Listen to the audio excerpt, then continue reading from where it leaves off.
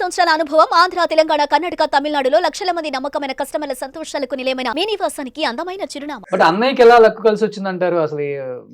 అంటే ఆయన అసలు సంబంధం లేని ఫీల్డ్, బ్యాంక్ ఎక్కడో జాబ్, అంటే వేరే బ్యాంక్ లో జాబ్, అది వేరే విషయం. అంటే మా 70లో హైదరాబాద్ వచ్చాడు యాక్టర్ వాళ్ళని. అప్పుడు ఎవరు అక్కడ ఎప్పుడెప్పుడు సినిమా, తెలుగు సినిమా తక్కువ కదా, దాంతో ఎవరు డైరెక్టర్ కలవటం చేయటం. ఆ తెలంగాణ స్లాంగ్ విన్నారా కృష్ణ గారు ఒకసారి, అది నచ్చేందుకు పెట్టారు. ఆ సినిమా క్లిక్ అయింది ప్రతిఘటన. ఇక అది అందుకోవటం మళ్ళీ అట్ట కాదు, మళ్ళీ నో క్వశ్చన్ లుకింగ్ బ్యాక్ 750 సినిమాలు రెస్ట్ లేకుండా కొట్టేసాడు. ఓకే, అది అలా ఒక ఛాన్స్ చెప్తున్నా కదా, ఒక నటుడు ఎవడైనా అవుతాడు కానీ స్టార్ అవ్వడం అనేది అదృష్టం అండి.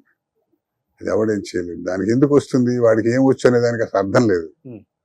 కొట్టిందంటే జాక్ పాట్ అలా కొడుతుంది అంతే ఒకటి. ఇప్పుడు ఎంతమంది చూడలేదు మనం, అందరూ స్టార్స్ యాక్టర్లా కాదు, కానీ దాని అక్కర్లేదు. అది టైం వస్తే యాక్టర్ అయితే ఇంకా బాగా అడ్వాంటేజ్ అవుతుంది మన కోసం.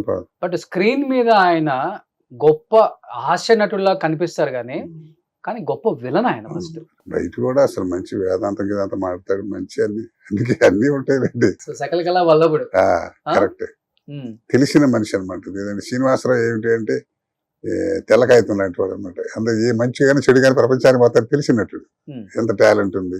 ఓకే, ఈ పాత్ర వాడే వేయాలంటే వేయాలంతే ఉంటుంది. బట్ట చేసి టైం. బట్ అన్నయ్య వచ్చారు కాబట్టి మనం కూడా వెళ్తే బాగుంటుంది, అవకాశాలు ఏమైనా దొరుకుతాయని మీరు స్టెప్ వేసారా? కాదండి, అసలు మేము కూడా ఆ కోమాలు ఉండేవాళ్ళం. మేము మహానటులు వాళ్ళే వస్తారు, విశ్వనాథ్ గారు, రాఘవేంద్ర గారు, మనకి ఇలాగే మీరు కూడా పల్లెటూరు అట్టగా నేనే కదా అందరూ అట్టగా ఉండేవాళ్ళం. ఇది హాయిగా ఏదో ఉన్నా ఉద్యోగం. నేను కూడా స్టేట్ బ్యాంక్ లో పనిచేసేవాడు కదా, హాయిగా ఉన్నా ఎందుకు లేదు.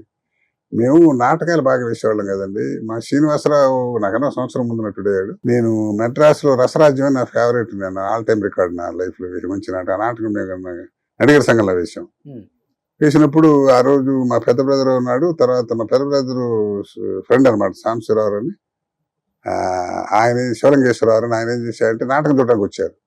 అరే మీ వాడు ఇతను కూడా బాగానే చేస్తున్నాడు అని చెప్పి మన్నాడే ఓపెనింగ్ పిక్చర్ నాకు పెళ్ళాం గారు బాపినుడు గారు ఆయన పరిచయం చేయటం, ఆయన టక్మని రాసినట్టు నన్ను నచ్చడం, దాంతో అట అనుకోకుండా ఎంట్రీ, ప్రయత్నం లేకుండా. తర్వాత విశ్వనాథ్ గారితో గొప్ప అదృష్టం ఏంటంటే మేము ఒంగోలులో నాటకం వేసాం, హరహర మహాదేవన నాటకం వేసేవాళ్ళం. అప్పుడు ఏవిఎస్ ఇంకా సినిమా యాక్టర్ అవ్వాలి, అతను అక్కడ జ్యోతిలో పనిచేసేవాడు, జర్నలిస్ట్.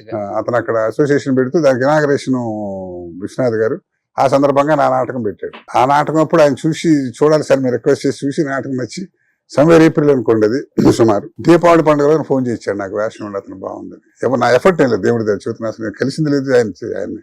అలాగా కదా ఆ ఎంట్రీ, దాంతో మంచి క్యారెక్టర్ ఇచ్చారు. అలా అట్టా దాంతో ఏంటంటే మనం ప్రయత్నం లోపల నటుడు అవ్వాలని గుణ ఉంటుంది అనుకోండి, కాదు ప్రయత్నం నాకు అఫీషియల్ గా కుదిరేది కాదు. స్టేట్ బ్యాంక్ లో నేను మేనేజర్ క్యాడర్ అండి. దాంతో ఏంటంటే వాళ్ళు పిలిచిన మనం వెళ్ళలేకపోవటం, మనం ఖాళీ కొనప్పుడు పిలవకపోవటం, రకరకాల ఫ్యాక్టర్. మంచి ఒడ్డు పొడుగు, మంచి ఫిజిక్, మంచి వాయిస్, మంచి ఫేస్, ఎలాంటి క్యారెక్టర్ అయినా కానీ పండించేంత సత్తా దేవుడు మీకు ఇచ్చాడు. కానీ కోట శంకర్రావు గారు అనుకున్నంత సక్సెస్ అవ్వలేకపోయారు సినిమాలో, అనుకున్నంత మంచి క్యారెక్టర్స్ రాలేకపోయాయి అంటే ఏమని చెప్తారు రీజన్? నాకు చెప్తున్నాగా అఫీషియల్ గా నేను హాయిగా చక్కని branch manager cadre state bank of India మంచి పొజిషన్ లో ఉన్నా. ఓకే, పైగా 40 years రిస్క్, ఫ్యామిలీకి 2 పిల్లలు, మనం రిస్క్ అవుతాం, భయం. మిగతా వెళ్ళిన వాళ్ళందరూ అట్లా రిస్క్ చేశారు, ధైర్యం చేసి మరి చేయలేకపోయాం. కొంత మెయిన్ కారణం అది. తర్వాత లక్ అనేది మెయిన్ కదా బాస్. అన్నయ్యకి వరించిన లక్కు మీకు వరించలేదు. మావాడు జాక్ పట్టది, ఏకీ పాడది. అది నూతన్ ప్రసాద్ ఒకడు, శ్రీనివాసరావు ఒకడు, కోట్ల మందిలో ఒకడికి వస్తుంది అదృష్టం. నటుడు అంత స్పీడ్, నటనలో కూడా అంత రోజుకి 2 షిఫ్ట్లు యాక్ట్ చేసే స్పీడ్ అంటే మాటలు కాదు కదండి. అది ఎంత మహర్జాతకం. అది కొడితే మళ్ళీ జాక్ నేను చెప్పి ఆశ్చర్యపడాల్సింది ఏంటంటే 1970లో మా శ్రీనివాసరావు యాక్టర్ వాళ్ళని ప్రయత్నం చేస్తే 85లో ప్రతిఘటన అండి. 15 ఏళ్ళ తర్వాత అంత ప్రయత్నం చేశాడు, అంత ఓపిక, ఏమైనా సంగతి తెలుసుకోవాలి. మరి 85లో కొట్టడం నో క్వశ్చన్ లుకింగ్ బ్యాక్. కాబట్టి మనకు టైం ఇప్పుడు వస్తుంది అనే దాన్ని బట్టి తప్ప ప్రయత్నం ఇప్పుడు రోజు డైరెక్ట్ దండం పెడతామండి. రోజు 100 మంది ఉంటారు మనలాంటి వాళ్ళు, ప్రతివాడు ఉంటాడు. కోటా శ్రీనివాసరావు గారు తమ్ముడు కాదు కదా అక్కడ, అట్టాను కాదుగా. టాలెంట్ తర్వాత అండి, ముందు అసలు నీకు అవకాశం ఇవ్వాలని ఆలోచన రావాలి కదా. చూద్దాం, ప్రయత్నం చేద్దాం, మన సిల్కా కాటన చూసే అవకాశం రావాలి కదా, చూస్తే కదా. తర్వాత నాకేంటంటే నేను వేసి చిన్న చిన్న పాత్రలు వేసినా నేను ఏ క్యారెక్టర్కి అన్యాయం చేయలే. సినిమా రంగానే బాగా ఉపయోగపడ్డా కానీ సినిమా రంగం నాకు ఉపయోగపడలే, కరెక్ట్ మాట అది. ఎందుకంటే నేను ఎవరు చూసినా పెద్ద మంచి ఎక్కడ మిస్ అవుతున్నాం బాస్ అంటారు కానీ ఆడొద్దురా అనేవాళ్ళు లేడు.